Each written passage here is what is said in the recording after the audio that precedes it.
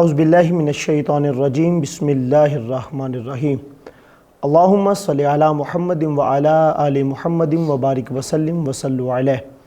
السلام علیکم ورحمۃ اللہ وبرکاتہ۔ خوش آمدید کہتے ہیں ناظرین مکرم آپ کو ماہ سیام کی اسپیشل رمضان نشریات نظائر نیوز پر۔ میں ہوں آپ کا میزبان علی رضا۔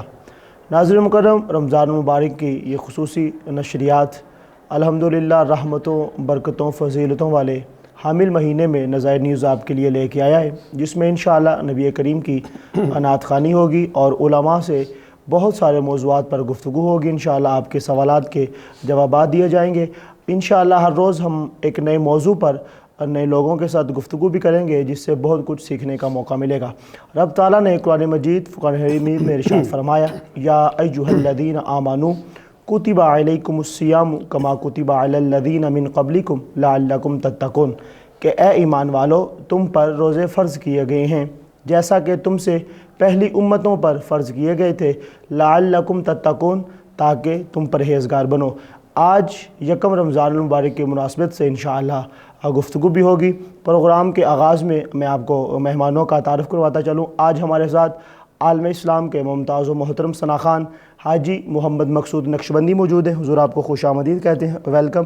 ان کے ساتھ عظیم مذہبی سکولر فاضل نوجوان ہیں، اللہ نے بڑی عزتیں عطا فرمائی، گفتگو میں بڑے ماہر ہیں۔ انشاءاللہ آپ گفتگو سنیں گے تو فیصلہ کریں گے۔ جناب آل نبی اولاد علی سید احمد شاہ جی، حضور آپ کو بھی خوش آمدید کہتے ہیں، ویلکم۔ ست بسم اللہ جی آیا نو۔ آئیے ناظرین مکرم، پروگرام کے آغاز میں ایک نعت شامل کرتے ہیں، اس کے بعد انشاءاللہ موضوع کی طرف بڑھیں گے۔ ہمارے ساتھ حاجی مقصود احمد نقشبندی موجود ہیں، آپ سے التماس کروں گا ایک خوبصورت سا کلام پروگرام میں آپ شامل فرمائیں گے۔ بسم اللہ جی۔ میرا دل اور میری جان مدینے والے، میرا دل اور میری جان مدینے والے، مجھ پہ تجھ پہ سو جان سے قربان مدینے والے، تجھ پہ سو جان سے قربان مدینے والے۔ لکھ دے میری قسمت میں مدینہ، لکھ دے میری قسمت میں مدینہ، لکھ دے۔ ہے تیری ملک قلم دان مدینے والے، ہے تیری ملک قلم دان مدینے والے۔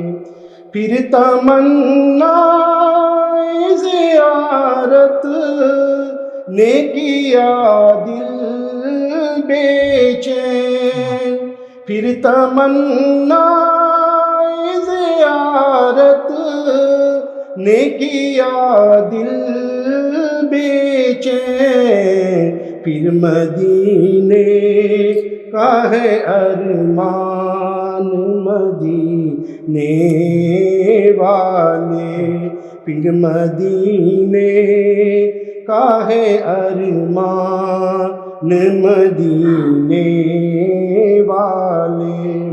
اور سبز گنبد کی فضاؤں میں بلا لو مجھے آقا، سبز گنبد کی فضاؤں میں بلا لو مجھے آقا، ہے تیرا غافل اور پریشان مدینے والے، تیرا غافل ہے پریشان مدینے والے، اور کام آتی ہے تیری ذات ہر ایک دکھیا کے کام آتی ہے، تیری ذات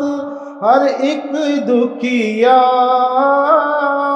کے، میری مشکل بھی ہو آسان مدینے والے، میری مشکل بھی ہو آسان مدینے والے، سگے طیبہ مجھے یہ کہے کہ پکارے بے دم، سگے طیبہ مجھے کہہ کے یہ پکارے بے دم، یہی رکھے میری پہچان مدینے والے، میرا دل اور میری جان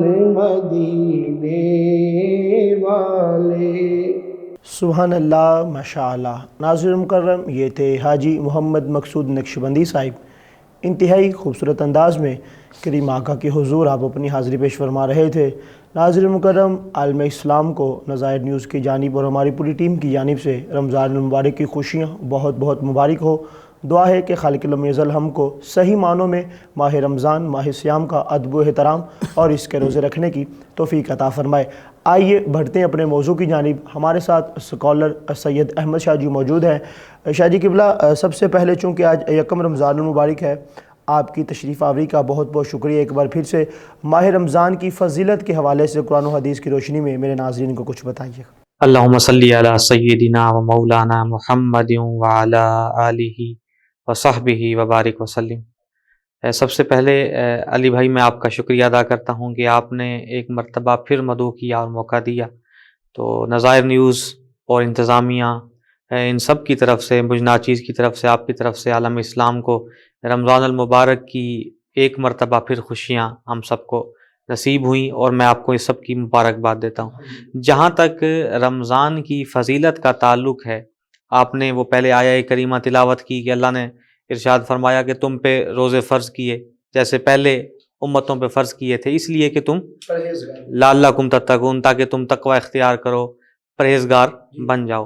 اب قرآن مجید میں اللہ رب العزت نے ارشاد فرمایا وَنَفْسٍ وَمَا سَوَّاهَا فَأَلْهَمَهَا فُجُورَهَا وَتَقْوَاهَا، کہ ہم نے انسان کی جان کو بیلنسڈ بنایا، متوازن بنایا، توازن کے ساتھ بنایا۔ کس طرح؟ جب بھی توازن، متوازن کا لفظ آئے، بیلنسڈ کا، بیلنسنگ سسٹم کا لفظ آئے، تو دو چیزیں ہماری ذہن میں آتی ہیں، ایک تو ترازو اور دوسرا انصاف۔ ترازو کے دو پلڑے ہوتے ہیں، اور دوسرا انصاف۔ یہ دو چیزیں جب بھی متوازن یا توازن کی بات کی جائے تو یہ ہمارے ذہن میں آتی ہیں۔ تو قرآن نے کہا کہ ہم نے انسان کی جان کو توازن کے ساتھ متوازن بنایا۔ کس طرح وہ اس میں توازن رکھا، کس طرح وہ آگے خود فرما دیا فَأَلْهَمَهَا فُجُورَهَا وَتَقْوَاهَا۔ اس طرح ہم نے اس کو بیلنسڈ بنایا کہ اس کے اندر ہم نے فجور، گناہوں کو، برائیوں کو، فسق کو، ان چیزوں کو رکھ دیا۔ یہ انسان کی اصل میں رکھا، اختیار انسان کو دیا، مستقر ومتاع الی حین، کہ اس زمرے میں یہ نہیں ہے کہ اللہ نے چاہا کہ میں یہ تمہیں کہہ رہا ہوں کہ تم یہ کرو، نہیں، بلکہ کہا تمہاری اصل میں یہ چیز رکھ رہا ہوں۔ فَأَلْهَمَهَا فُجُورَهَا وَتَقْوَاهَا، ایک گناہ، فجور، فسق، اور دوسرا تقویٰ، پرہیزگاری، بھلائی، نیکی۔ یہ بات صرف اتنی سی ہے کہ ہماری اصل میں رکھا، اختیار ہمارا ہے۔ میں نے پہلے عرض کی مستقر اور متاع، یہ آج کل کی جو جدید ٹرمینالوجی ہے، اس کے اندر مستقر اور متاع انسان کے تمام ایسے حقوق جو اللہ نے انسان کو عطا کر دیا اور انسان کو اختیار دے دیا کہ وہ جو چاہے کرے۔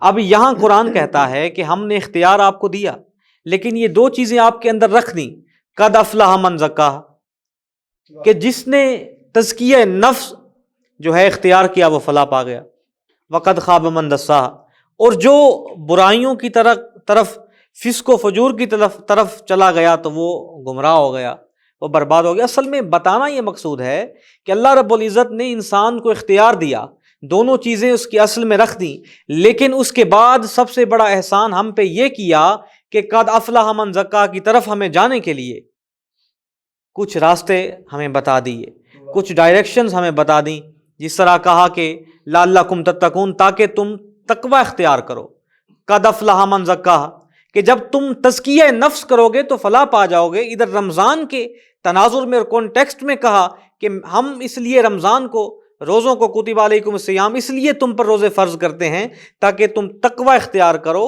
تو انسان کو اختیار بھی دیا، لیکن اس کی محبت ہے کہ ساتھ کچھ عطا بھی کر دیا، راستہ بھی دکھا دیا، ڈائریکشن بھی دکھا دی کہ یہ وہ راستے ہیں جو تقوی اختیار کرنے کے راستے ہیں، اور جب تقوی اختیار کرو گے تو مجھے پالو گے۔ تو سب سے بڑا راستہ جو وہاں اس کانٹیکسٹ میں ہے وہ رمضان ہے، کیونکہ خدا نے کہا نا کہ اس لیے کہ پرہیزگار اور تقوی اختیار کرو، اور پھر کہا کہ جب تم تقوی اختیار کرو گے تو فلاح پا جاؤ گے۔ اس سے مراد کیا ہے؟ فلاح سے مراد یہ ہے کہ جب تم تقوی اختیار کرو گے تو پھر تمہیں مصطفیٰ کا قرب بھی حاصل ہوگا اور مجھ خدا کا بھی قرب حاصل ہوگا۔ یہ اصل میں فضیلت رمضان کے اوپر جو سب سے پہلی آیہ کریمہ اور اس کے کانٹیکسٹ میں جو چند باتیں تھیں، اب حدیث مبارکہ سے اس کو ہم ثابت کرتے ہیں کہ رمضان کی کیا فضیلت ہے۔ یہ متفقن علیہ حدیث حضرت ابو ہریرہ رضی اللہ عنہ سے روایت، آپ فرماتے ہیں کہ نبی اکرم صلی اللہ علیہ وآلہ وسلم نے ارشاد فرمایا کہ اے ابو ہریرہ، جب بھی رمضان آتا ہے نا تو تب اللہ رب العزت ہم پہ اتنی نوازشات کرتا ہے کہ جس کی کوئی حد نہیں۔ عرض کی حضور ایسی نوازشات کیا ہیں؟ کریم آقا نے فرمایا کہ اس سے بڑھ کے کیا ہو سکتا ہے کہ رمضان کے اندر جتنی بھی اخلاقی برائیاں ہیں اس سے روکنے کا انتظام خدا کرتا ہے۔ وہ کیسے؟ کہ خدا شیطان کو جکڑ دیتا ہے، جہنم کے دروازوں کو بند کر دیتا ہے اور جنت کے دروازوں کو کھول دیتا ہے۔ یہ مصطفیٰ کی اس حدیث اور اس جو بات ہے، جو خبر ہے، ہمیں اس جو ہے اس نہج پہ پہنچاتی ہے کہ انسان کی فلاح کے لیے یہ رمضان ایک بنیادی حیثیت رکھتا ہے۔ قرآن مجید نے کہا تقوی اختیار کرنے کا ایک ذریعہ ہے، مصطفیٰ نے کہا یہ وہی رمضان ہے جو انسان کو تمام اخلاقی برائیوں سے دور کر کے ایک اجلا اور ستھرا انسان بنا دیتا ہے۔ سبحان اللہ، ماشاءاللہ۔ ناظرین مکرم، انشاءاللہ اس گفتگو کو آگے بھی بڑھائیں گے، یہاں وقت ہوا چاہتا ہے چھوٹی سی بریک کا، ہمارے ساتھ رہیے۔ ویلکم بیک ناظرین، ایک بار پھر سے آپ کو خوش آمدید کہتے ہیں نظائر نیوز کی اسپیشل رمضان نشریات میں۔ میں ہوں آپ کا میزبان علی رضا۔ ناظرین مکرم، دوران وقفہ ہمیں ننھے منع ثنا خان محمد ریحان رضا قادری نے جوائن کیا ہے۔ بیٹا آپ کو خوش آمدید کہتے ہیں، اور اتنی چھوٹی عمر میں نعت شریف پڑھنا یہ میں سمجھتا ہوں کہ آپ کے والد والدہ کا خاصہ ہے۔ انہوں نے آپ کی تربیت اس انداز میں کی ہے کہ آپ ماشاءاللہ چھوٹی ہی عمر میں نبی پاک کی نعت پڑھتے ہیں۔ آپ کو دیکھ کے شاہ جی، بچے کو دیکھ کے نا ایک جملہ میرے ذہن میں آ رہا ہے کہ میں نے اپنے باپ سے بڑھ کر ان کی شان میں بولا ہے، میں نے اپنے باپ سے بڑھ کر ان کی شان میں بولا ہے، جو مجھ سے رہ جائے گا وہ میرا بیٹا۔ واہ واہ واہ۔ محمد ریحان رضا قادری نے ہمیں جوائن کیا ہے۔ بیٹا آپ ہی سے التماس کروں گا ایک خوبصورت سا نعت، بسم اللہ۔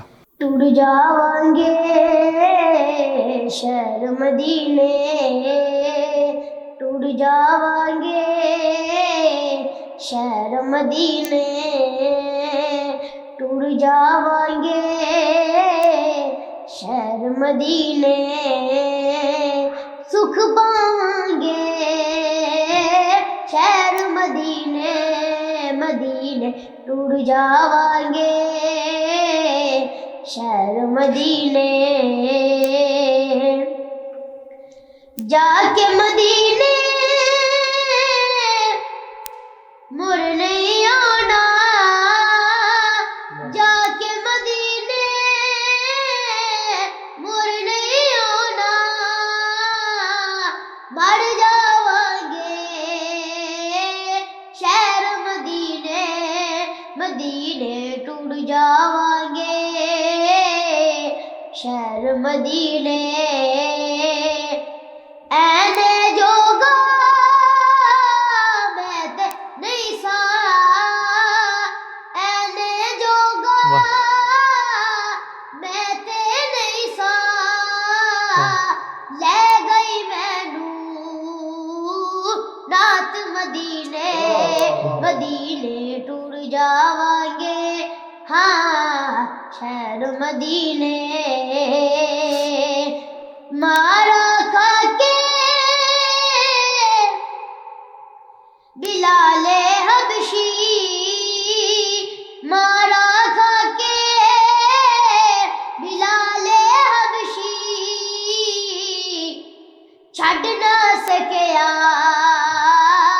شہر مدینہ مدینہ دل وچ وسیا شہر مدینہ لولو رچیا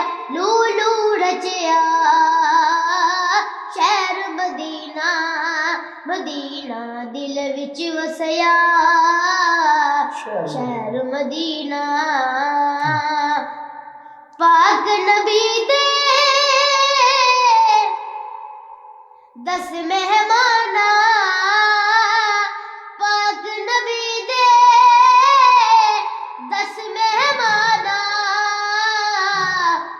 کنجدا لگیا شہر مدینہ مدینہ دل وچ وسیا شہر مدینہ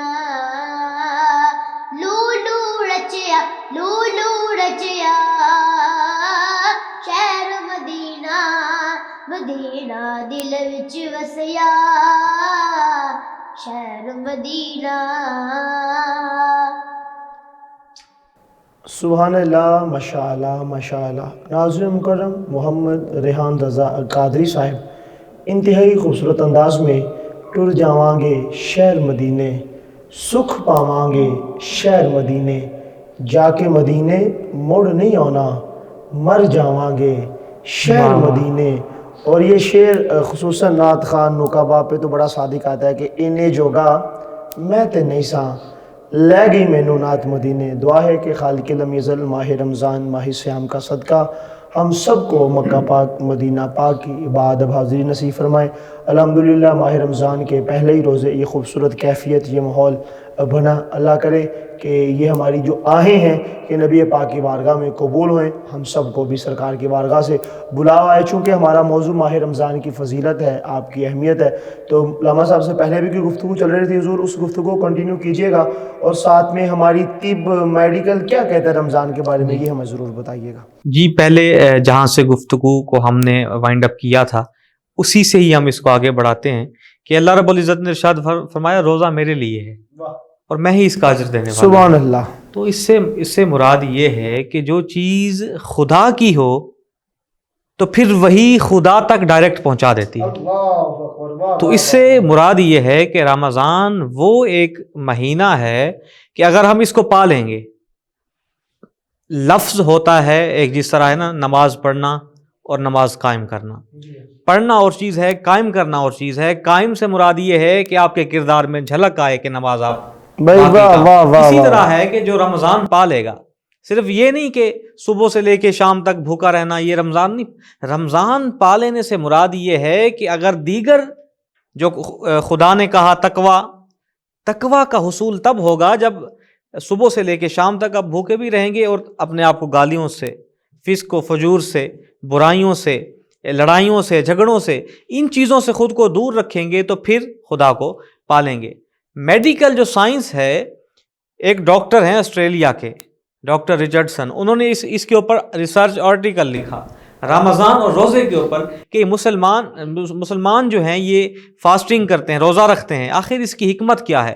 کیونکہ وہ جانتے ہیں کہ اسلام کا جو بھی حکم ہوتا ہے اس کے پیچھے کوئی نہ کوئی حکمت، لاجک ضرور ہوتی ہے۔ تو اس نے جب دیکھا کہ یہ اتنی عقیدت خدا سے کہ صبح سے لے کے شام تک بھوکے رہنا، آخر اس کی وجہ کیا ہے؟